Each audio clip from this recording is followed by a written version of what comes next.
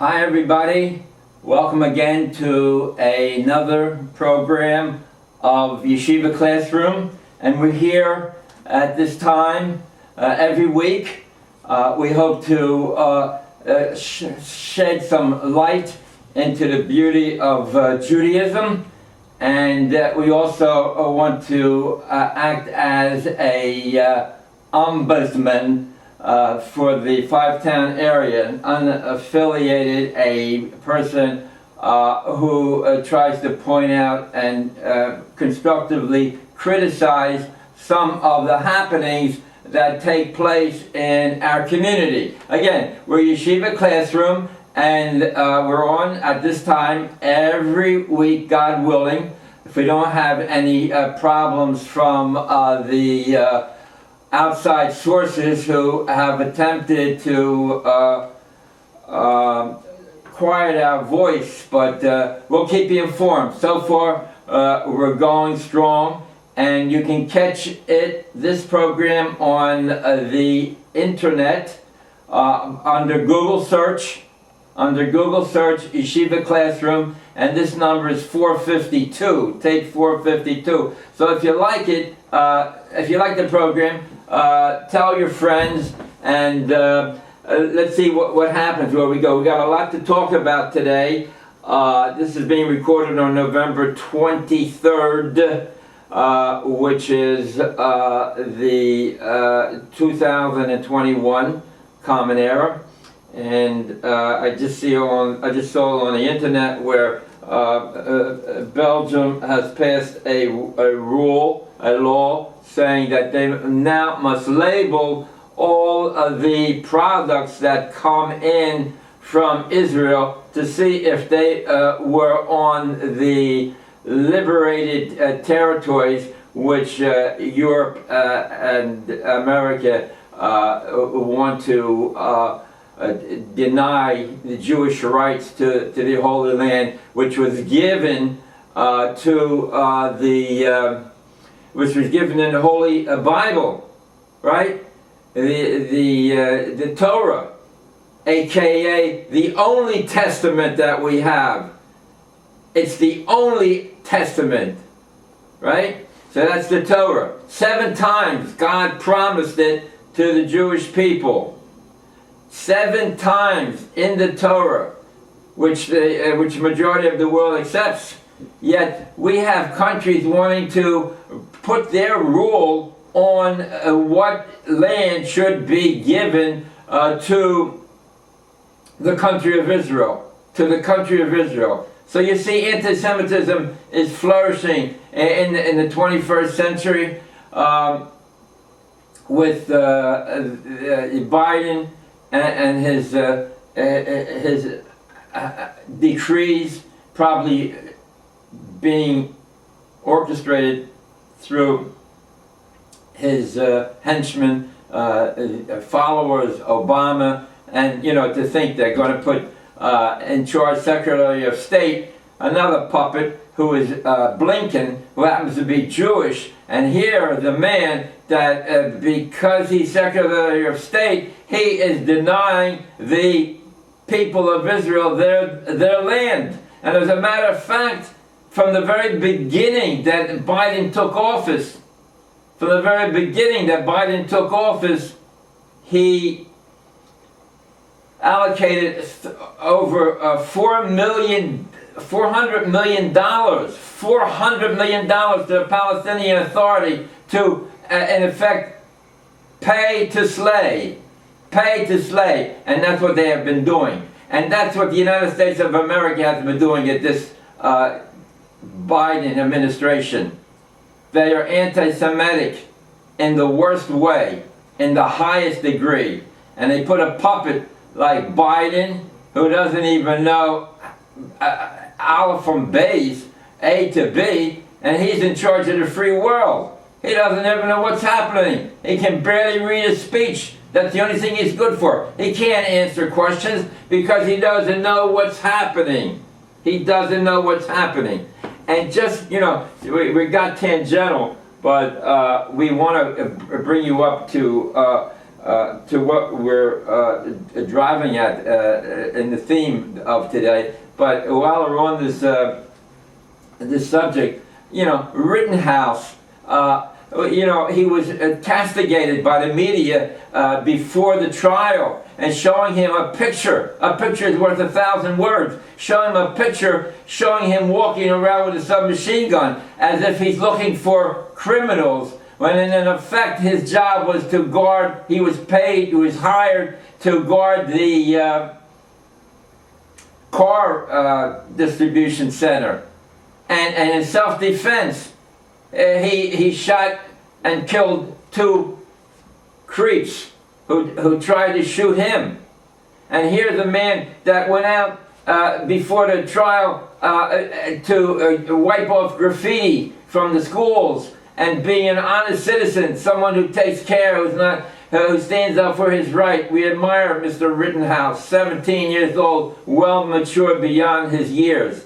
So that's how the media portrayed him, as an evil right-wing killer. And the White House came out with a statement. It says over there that we don't agree with the verdict, but we must follow the jury's verdict. We don't agree with the jury's verdict, but we must abide by the rules of the jury. And then they dropped that like a hot potato, and now they're on to another biased report. Okay, so much for that. Now, I want to get on to this subject. This is the picture of the young Israel of Woodmere. The young Israel of Woodmere, which happens to be the largest young Israel of a group of young Israel synagogues. And as a matter of fact, they have, I'm showing you a picture of the parking lot on a Sunday at 11 a.m. on a Sunday, and I'm showing you the picture of the parking lot where you have 7 reserved places. 7 reserved places in the parking lot. I'm standing, we're standing at the side entrance to the synagogue, and you're looking at the parking lot, which is empty, but has reserved spaces for the 6 rabbis who officiate at that synagogue, and 1 executive director. Those are reserved spots for those individuals. Fine. But my problem is, why isn't the synagogue filled with congregants or community people studying and learning in the study hall, which should be set up, right? There's no cars parked in the street, and it's busy during the times of prayer, which is good. But I want you to know there's a pasuk. Pasuk means sentence in Mishlei, Proverbs, the book of Proverbs, one of the 24 written books of the Bible. And over there it says over there, whoever does not give ear to my Torah, his prayer is an abomination. In other words, it's not like, I'll run in and say a few prayers for 15 minutes for the afternoon service, run out and watch the rest of the Giants football game, because after all, it's November, right? It's November.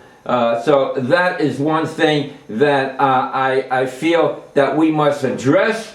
And I don't want to insult anybody, but we're going to go back to this picture in a few time in a few minutes. But I want to say that there's a pasuk another pasuk in the Torah, and that is Leviticus 19:18. Last tape I misquoted some of the sentences where they can be found, but it took too long for the engineer to find these gaffes and errors, so I let it ride. But here I'm going to try my best to get the important sentences out. It's not, Leviticus, the book of Leviticus, right? The 5 books of Moses. Leviticus chapter 19, verse 18. The second phrase in that sentence says, "You should rebuke your fellow man lest you come to sin." You should rebuke your fellow man lest you come to sin. And my fellow man is any Jew, especially the rabbis who I want to address because they carry leadership, and I want to criticize constructively things that are happening that should be addressed. And when I criticize, or in the Torah says rebuke, I'm rebuking in a positive manner. And there's no reason why this synagogue, with thousands of members, has not even opened its doors on Sunday at 11 a.m., where there should be a study hall where people could come in, not to listen to a sermon, not to listen to a shiur. Why do I say that? Because who gives the sermon, who gives the shiur? One who works and prepares to deliver that message. And we today are pretty much, not by a long shot the majority, but pretty much knowledgeable in basic concepts of Torah, which is Talmud and Torah. Talmud, Torah. We got to combine both of them. And this synagogue, the community should appoint one synagogue where it could be a study hall for the entire community. Now I said, well, listen, I would, I'm saying, I'm giving this advice to the leaders of the synagogue, but I don't think they're going to listen to me, even if I told it them verbally. But they can check this website, right? Under Google search, Yeshiva Classroom number 452, right? So I'm asking, being that I'm a single person, not able to convey my thoughts to the rabbis in person, because I'm not a member of this synagogue. The whole story what happened to the other synagogues. But anyway, let's speak about the other synagogues. I'm going to refer to this picture. Here, the streets are empty. This is the entrance to, where am I going? This is the entrance to the side entrance, main entrance, right off the parking lot. No cars. 11 a.m. Now, there's a study hall, that's one thing. And the other thing that I'm addressing at this time is the Pew report. The Pew report that says 2 out of 3 graduates of the day school have left the fold. 2 out of 3 of the Orthodox day schools graduates have left the fold. Shabbos, a common thought that they have is, a symptom is that, I'm going to go downtown. And on Shabbos, they say, I'm going downtown the parents are like, what did he say? It's Shabbos, you can't go downtown. They're thinking in their heads. And that's what's happening, because they don't get a good Jewish education. You can look at all the synagogues and all the day schools in the 5 towns, and they're not producing a graduate that is committed to the Torah, because they don't appreciate the Talmud and the Torah together. They don't appreciate it. They're giving bits of Talmud, bits of Torah, and they don't join it together. Look, I'm making a criticism, on a few sentences, but it has to go into detail as they do exactly why they're they're failing the school. And basically it's because it started out from the very beginning. Beginning of wisdom is the fear of God. The beginning of wisdom is the fear of God. And that's what we're not teaching them. We're not teaching them that. And what do the high schools get? Halb, Hank, what other schools are there? Rambam. They're getting material, graduates of 8th grade, day schools, and they don't have an appreciation of the Torah, don't realize the importance of it, because they're given too many sermons, too many lectures, too many teachings where they could do it themselves. One yeshiva in the neighborhood has them read the art scrolls. Read the art scrolls, learn Talmud from the art scrolls, linear Chumash, which we mentioned several times, right? And supplement that with a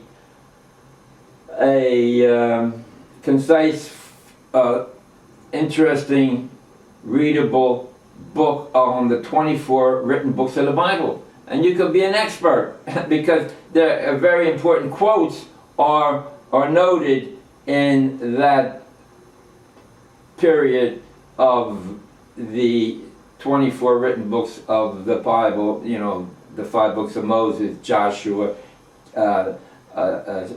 Samuel, Kings, right? All those important thoughts and sentences are quoted, and you can memorize them. That's how I got my start, because I'm from Delaware, and I didn't have any education, but look, I saw that there were rabbis or wherever where I saw a picture where they enjoyed the thought of a piece of Talmud or a piece of a Torah, and that is question and answer, a soul food, S-O-U-L food, soul food. Now let me give you an example of soul food. Recent Sedra, it spoke about a ladder. Jacob had a dream, and the ladder was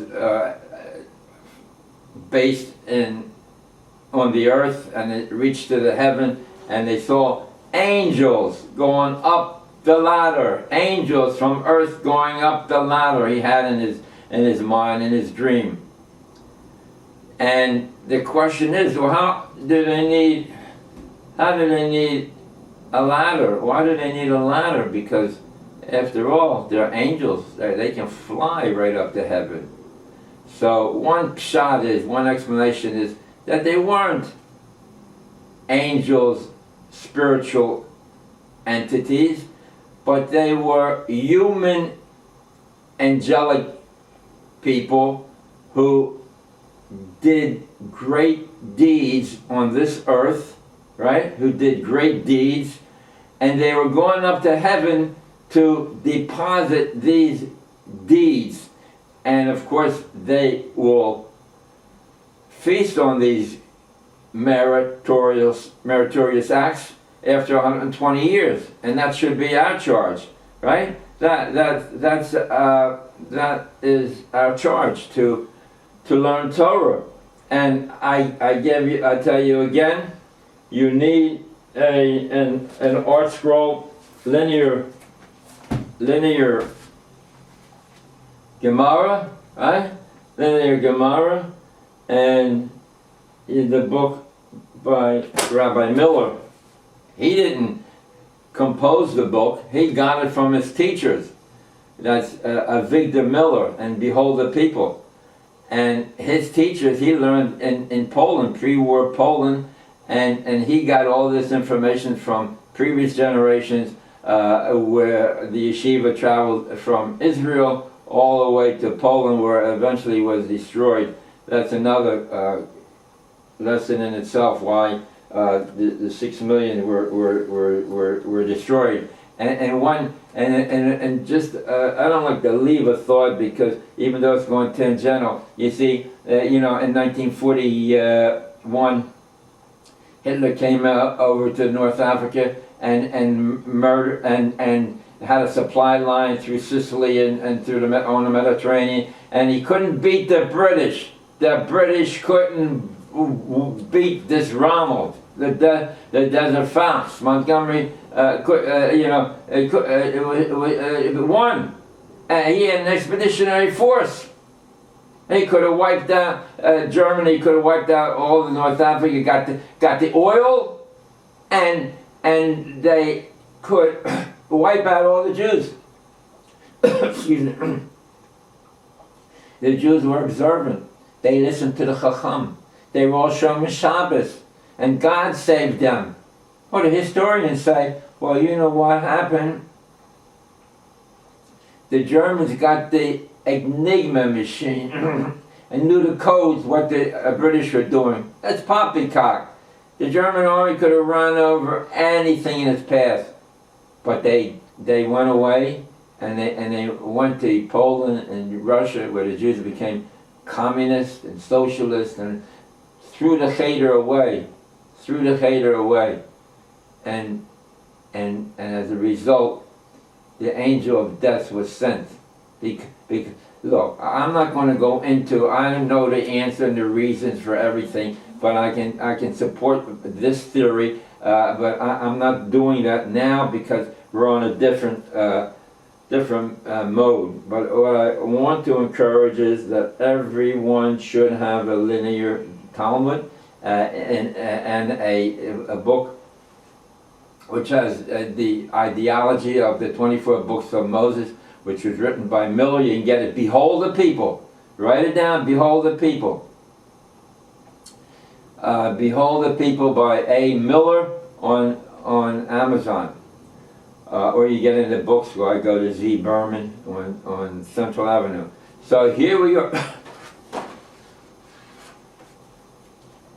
So the Pew Report says that 2 out of 3 don't observe the basic commandments, like Shabbos. And what do we do about it? Oh, we see beautiful pictures of nice little children kissing the Torah, but it doesn't work like that.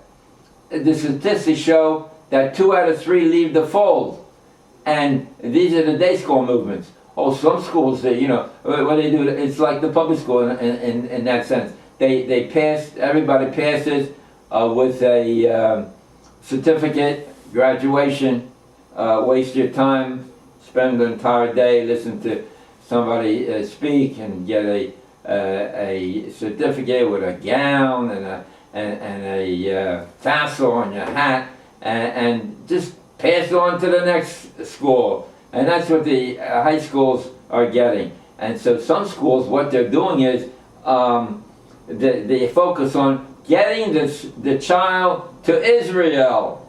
Getting the child to Israel. Because in Israel, it'll really form up his education. And in fact, they're just passing the buck like everybody else, because they have a raw material that it should be in a different stage of refinement, right? And they don't want to start with the ABCs, where they should have a study hall, and the student has the books, and he has the book, and he's doing the work. He has a linear Gemara, and he's doing the work. And you have a mashgiach. A mashgiach is one who supervises and asks questions that individuals might have after reading the linear Talmud. That's by art scrolls, right? Get brachos, right? Get the brachos, blessings, the first portion. It's a paperback, it's $10. Go to Z. Berman bookstore on Central Avenue. So otherwise, you go to Israel, send the kid to Israel, and they'll let them do the job. So, we can't do the job. We can only continue, have speakers speak, and a little time for a review. Now, other kids not going to go to Israel. They had enough of the whole business. So what they do is they go to Madrigos. Go to Madrigos. A father, he says, if you don't go to Madrigos, and where they can sit with girls, and they can play ping pong, and there's a TV going on, and we'll get some talk a little Torah once in a while. Otherwise, you lose him. You lose your son. Give the money. Build another building. I talk about buildings. Here. This is the Young Israel. I want to refer to this. Here, this is the largest Young Israel congregation of all the Young Israel synagogue. And here it is. The parking lot is empty. The street is empty. Nobody's learning. Now you think this is the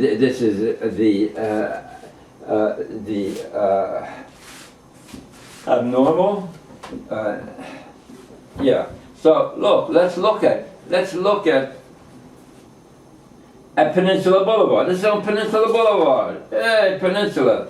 And so what do we have on Peninsula Boulevard? You have 7 synagogues. 7 synagogues in a 7-block area. Big synagogues. They start brand new synagogues. And these are surround the high schools. The Cedarhurst High School, or Lawrence High School, right off Peninsula Boulevard. You have Hewlett High School off Peninsula Boulevard. You have Oceanside, East Rockaway. Several of them are within walking distance, and nobody has reached out. 7 synagogues on Peninsula Boulevard in the 7-block area. Oh, and the word is, my sources tell me that they're going to expand. They're going to build more marble synagogues. They're going to expand the play areas and have a gymnasium, a full-time health bar. Yeah, that's good. It's like the Tower of Babel, right? They're building to God through marble bricks, or clay bricks at that time. Now they're building marble. It looks more beautiful, right? Marble, okay? And God said, let me go down and circumspect. And he saw that it was not good, because there would be one person who took charge, and it would be a dictatorship, and he broke it up. He broke it up. He broke it up. And he brought out the genes in Adam, and the different races started from there, and the different languages started, because he didn't want them all together like there might be a Putin in Russia, or a dictator for like North Korea to enslave the people, even though it would cause wars. But this is a worse war. And here we have, in the 5 towns, one of the most affluent neighborhoods in observant Jewish people, and the poor Jews do not get an invitation to learn, which is the important thing of a synagogue, because there's no time for that. You got to listen to the rabbi speak, and all the dinners and functions that take place, but there's no Beis HaMedrash. Do you think out of 7 synagogues, I'll name them off. I went to one rabbi and says, I have a mashgiach that would rule over would supervise the study hall. Supervise the study hall. And on Sundays from 10 to 1. And he said, fine. But somebody told him this rabbi who is going to be the supervisor, mashgiach, even though he's very learned, extremely learned, had a shady past, and therefore we're not going to engage this person as a mashgiach. Right? I wonder what they would do to Yirmiyahu, being he served in jail. Would they let him serve as a study hall supervisor, even though he wrote a book on the Torah. So let me go through the synagogues on Peninsula Boulevard. You have, starting a couple blocks from Rockaway Turnpike, you have Agudas Israel, beautiful building, right? Not old at all. Then you go up a couple blocks and you have the Sephardic Temple, which is observant, Orthodox, if you want to call it that. And you go up another block, you have another huge Sephardic temple with beautiful stained windows. They have these two gigantic windows that are blue. Beautiful. At nighttime they're lit up, it's beautiful. I don't hear of any welcoming committee asking to come to our study hall. Do they have a study hall? That's two there. Go up another block. You have the Edgewood Street Shul, Orthodox, or whatever that means, and then you have another block across the street on Peninsula Boulevard. You have another huge building just finished construction like last year, and that's Orthodox Ashkenaz. And then you go across the street from that, you have the Young Israel of Woodmere. You know, we mentioned the Sephardic temple. Here's a picture of the Mordei Asra, the leader of the Syrian Sephardic community, the leader of the Sephardic. He has a place in Brooklyn, but here they're having a fundraiser for his synagogue, and I just want to list the event committee. Rabbi Malka, Rabbi Agahalar, Rabbi Borshi, Rabbi Bandari, Rabbi Hedvat, Rabbi Lovi, Rabbi Sassoon, Rabbi Kohi, Zakai, Maradi, all Sephardic Jews that kept it. But that's on the North Shore. I don't know what they do on the North Shore. I have enough trouble. This is my titular leader, right? And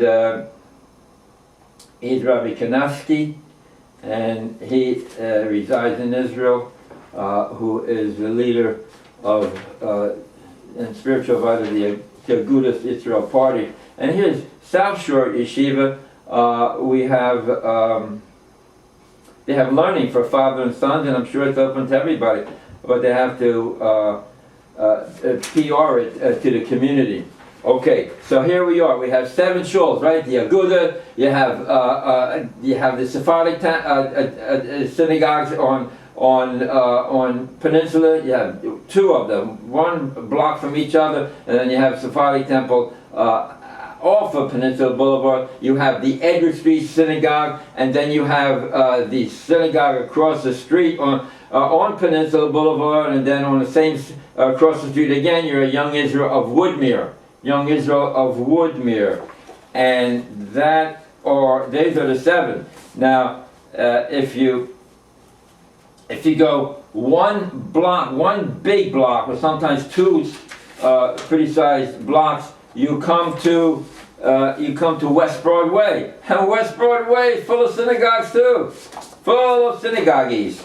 And here you are, your synagogues on West Broadway. You start. There's a big steeple that's just off of Rockaway Turnpike, right? It's just finishing construction. They're finishing the outside. You go another 2 blocks up. You have Rabbi Reuben's synagogue. Another 2 blocks up, you have the Red Shul. They call it the Red Shul. I forget the name of the rabbi. Then you go another 2 blocks, and you have the Blue Shul, right? The Blue Shul, right across from, right down the street from Reuben's barbershop.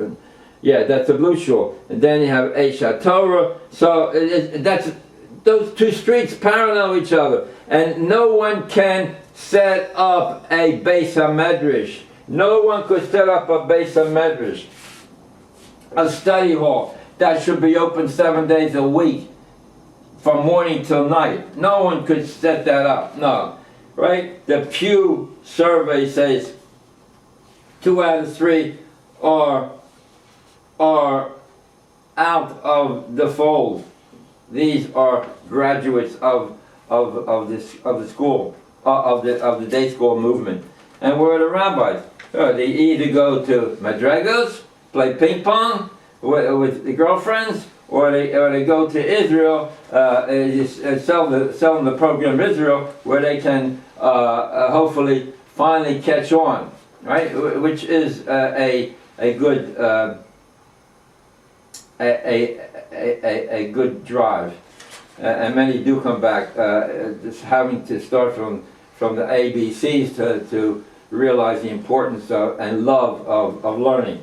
Now we sent a program out to yeshivas in the 5 towns. We said, yeshivas in the 5 towns, partner with Levulin. Open your doors to the dozens of Jews who wish to attend Jewish schools. Many are Jews from Russia who withstood communism, Hitler, and Stalin. We can't let them become goyim over in America. Yesteryear we cried, but we couldn't do anything of the millions that were gassed and burnt. We had no power. Today there are no excuses. Today there are no excuses. We have to contact each of those individuals, and it's a monumental job. And you know, you try to get the rabbis. I don't think they couldn't think of something like this. But in Brooklyn and in Queens, there's an organization called Chazak, C-H-A-Z-A-Q, C-H-A-Z-A-Q, and they have literally brought hundreds of Jewish children from the public school into yeshivas. Chazak. I tried to get, he has a Russian sounding first name, I can't pronounce it. The point is, I asked him to come on board. Like I call him every 3 calls he picks up. Can't get a date, he can't come to the 5 towns, whatever it is. So our goals are to transfer from public schools, number 1, and number 2, community study halls in the synagogue. There's no lecturers. The rabbis who lecture, they do all the work. They prepared and they get the pleasure. Who can imbibe something that the rabbi spent hours on in a few minutes? Look, I don't know that.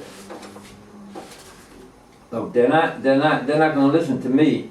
We tried, but the point is, you join with me. Call up this number, leave a message over here, and let's see if we get a group together, a delegation, where we can go out and speak to the rabbis of the synagogue and let them do something here. This is a better number to catch me at. Leave a message. This is a better number, 516-295-4233.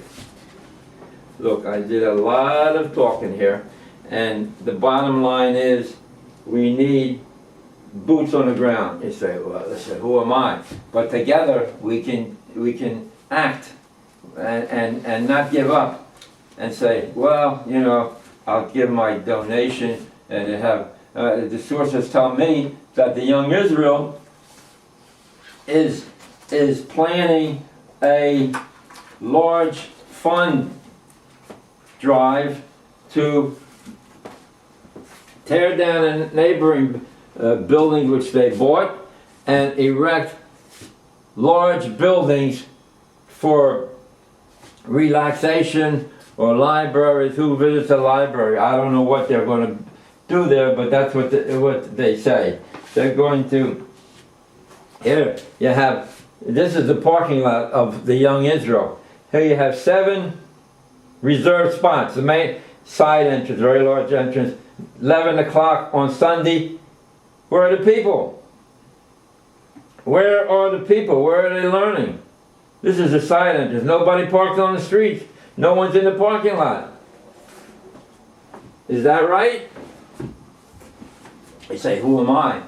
But you got to express your view, because when you get to heaven after 120 years, what's your excuse?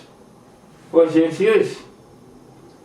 You know, over there in Exodus chapter 32, and the last pasuk in chapter 32. And by the way, you know, those chapters are arbitrarily put down by the Gentile printers who, on translating the book of the Torah, assigned chapters where they thought might be a good ending point. And many times it was the worst thing they could do. They ended in the middle of a thought, and it was ridiculous. But the reason we quote the chapters now is because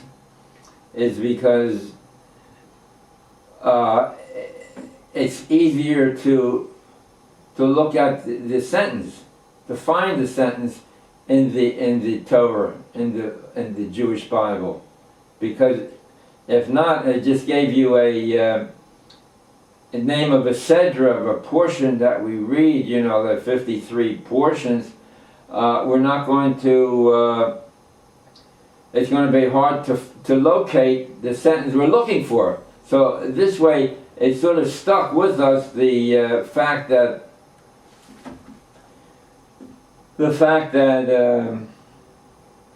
we use the chapters as reference points to find particular sentences. Now, the holiday. Now, you know, getting back to America, and here's something else that's very important. Defund the media. That's what we have to do, with all their lies and innuendos that don't make sense. Then they dropped the Rittenhouse trial, and they went to another trial where they can help sway public opinion, like they swayed public opinion to capture the White House. Yeah. So what you say? Well, what do the Jewish people owe to the United States? We thank God for peace and prosperity. Yes. But what happened in World War II? You know, right now, there are documents that are classified. World War II documents. What America knew about the gas chambers and the destruction of jewelry and did nothing about. And these papers are classified, even though they were done many years ago during World War II. We don't know what they say specifically. And I'm asking the government and our representatives to declassify, to know what America did. Right? And we've got to remember the Ben & Jerry and the Hellmann's. They're reducing the price of Hellmann's mayonnaise so that the Jews will purchase it, and basically you can get other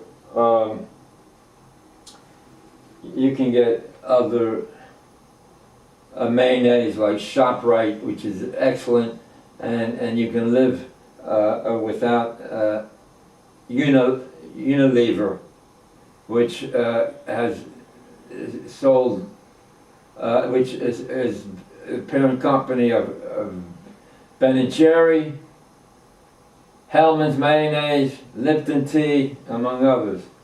So don't fall for that selling. Get it cheaper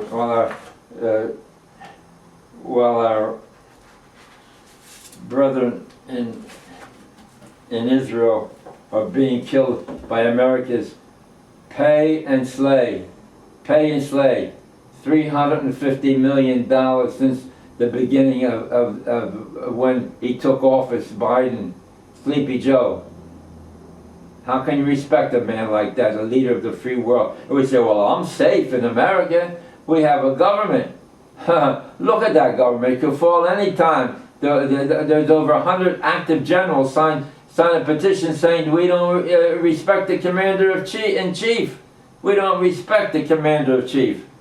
So you know, the country of Israel was, the boundaries of that country were delineated in the Torah. God promised the Jewish people, promised the Ovos, the heads of our people, that he would give the land to the Jewish people. He would give the land to the Jewish people. And here we see that he tried to do it subconsciously, in the fact that Trump was the leader of the free world, and prior to the November 2020 election, and at that time Netanyahu could have annexed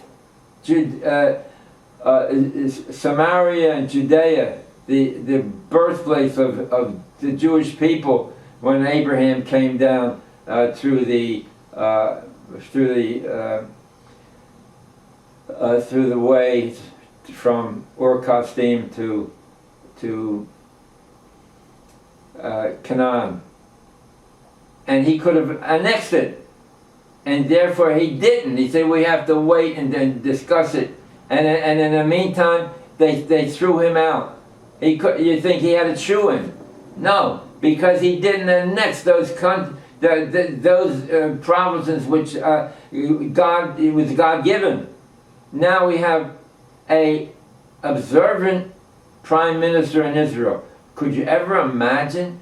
He has, his party only has 6 seats, and he had the chain, the favor of Hashem, and he's able to get along with all the other people in the government to form a government, and hopefully he will annex Samaria and Judea, which are rightfully Jewish countries, and not care about world opinion, which is biased against Jews. Now, you know, let's go in. I don't know where are we going to go over here. Let's see about the finger. You know, the finger of God. The finger. Look, I cut my finger on an electric hedge trimmer, and that was 5 weeks ago. 5 weeks ago, and it was a cut that couldn't stop the bleeding. So I called Hatzalah, and Lawrence Cedar's fire company came, and they bandaged it up, and they said you need stitches, and I had 9 stitches in this little area. Piece was hanging down. It took me an ambulance to a hospital, and then a surgeon came in and sewed it up. But there's the piece of the finger was hanging, and he sewed it up, but he's not going to get the right exact cut together the pieces should meet, but he just sewed it up, and lo and behold, it was a miracle that the finger started, couldn't stop the bleeding, but inside that finger and the blood vessels, an alarm went out. An alarm went out to the body that we need stopgap measures to stop the bleeding, and they need stitches were needed to help. But after it was stopped, the blood vessels now knew to get rid of the dead material and bring in new building blocks, so to speak, to tie the capillaries, the veins together, and start building the basement layer, which is different, and different skin layers, which are also different. And the alarm went out, and the material came through the rivers of the blood vessels, and they reconstructed it. Here, go figure that out. How is it possible? That evolved through millions of years. Baloney. That's God. That's God, the God of Abraham, Isaac, and Jacob. Ein od levado. We give thanks. The woman has a big banner on the side of her house, a big banner on Rockaway Boulevard, just a block down from Dunkin' Donuts on the other side of the street. The whole side of her house is pictured with this cloth sign which says, "We thank you, Hashem. There is nothing but you." There, Ein Od. That's in 35, chapter 4, verse 35, or is it chapter 4? Yeah, verse 39. There's nothing besides you. So we spoke about the power of God, the belief in the one God, and not the atheists who have no basic understanding of what Judaism has to offer. And here we ask God to remember us, and have mercy on us, and help us live a life of a committed Jew. There's a lot of things that I can talk about, but I want to talk about a little bit about Hanukkah, right? Because Hanukkah is fast approaching. So you look on the calendar, because this won't be ready for another couple of weeks. But basically, we have the Hanukkah menorah, and the miracle was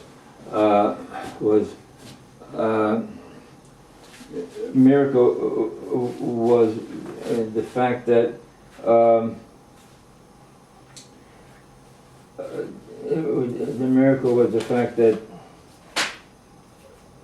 the cruise of oil lasted for 8 days instead of 1 day, and it was a miracle that Shimon the Maccabee, the last of the Maccabees, conquered the land and installed his regime, and that's a story in itself. But basically, these are you have glass vials in here. I don't see where I put it, but anyway, glass vials, and then you have a floater, a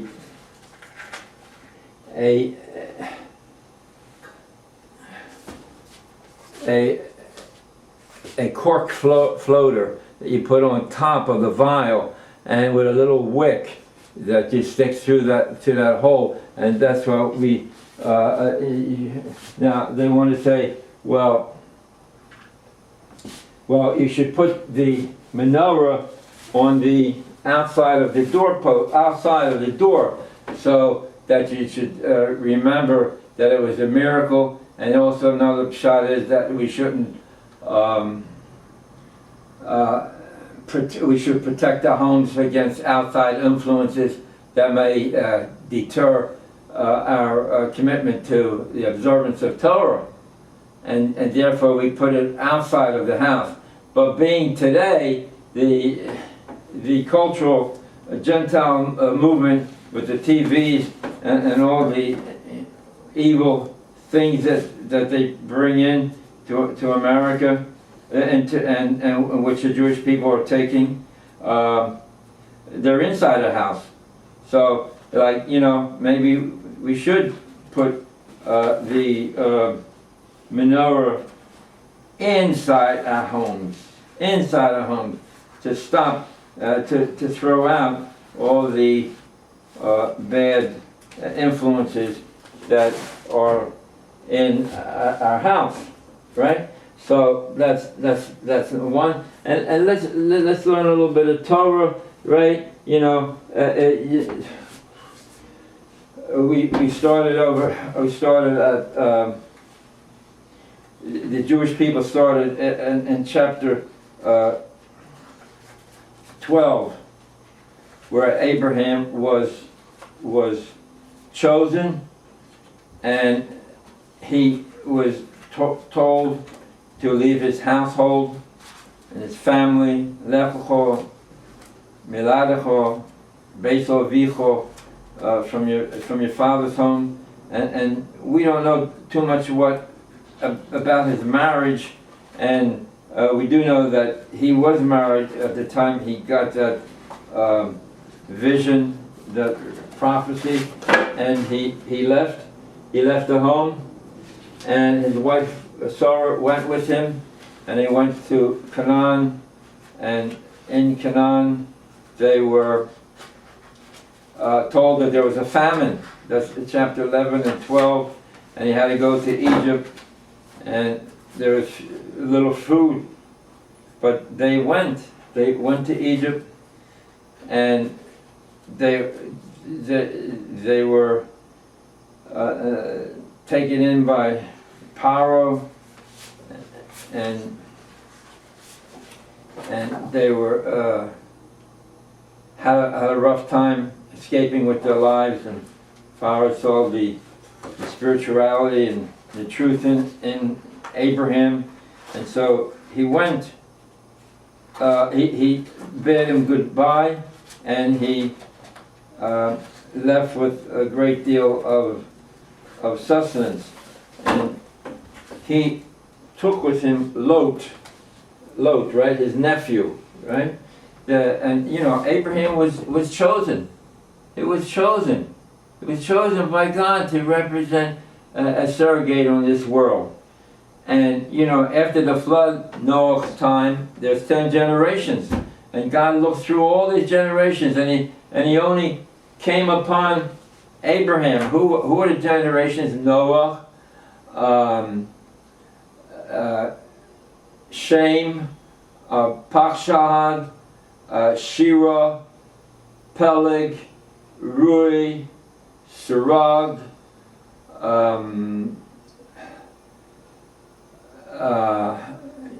Nachar, right? Same Nachar later on, Terach and Abraham. That's 10 generations.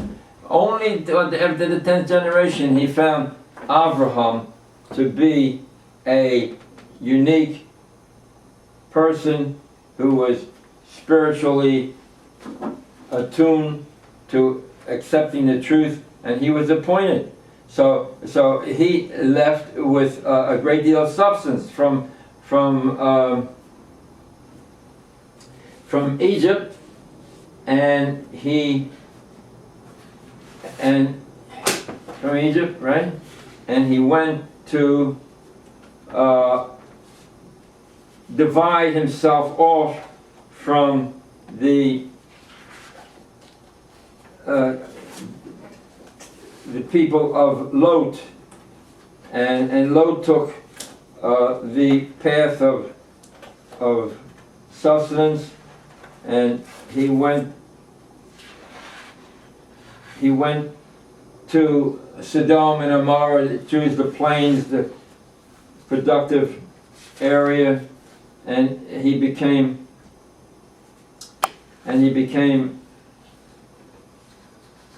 under their spell of lack of hospitality and evil, and as a result,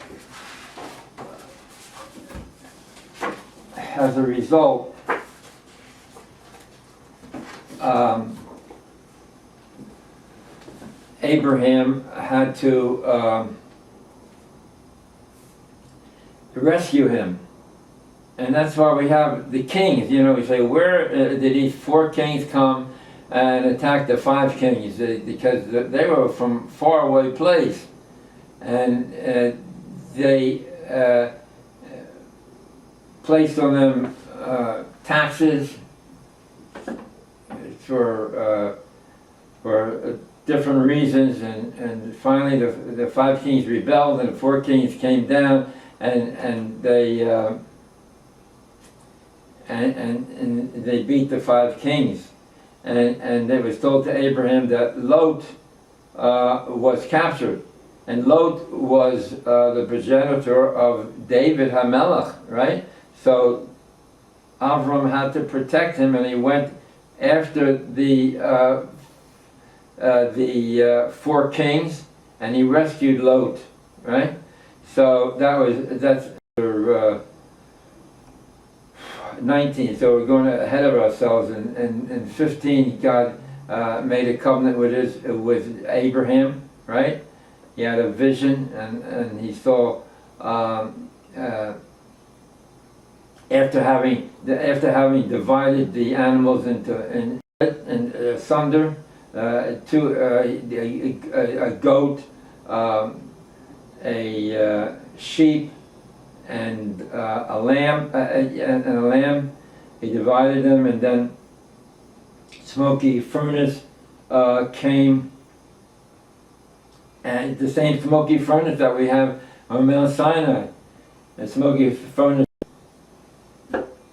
and that was accompanied by eternal fire, and that sealed the covenant between God and the Jewish people.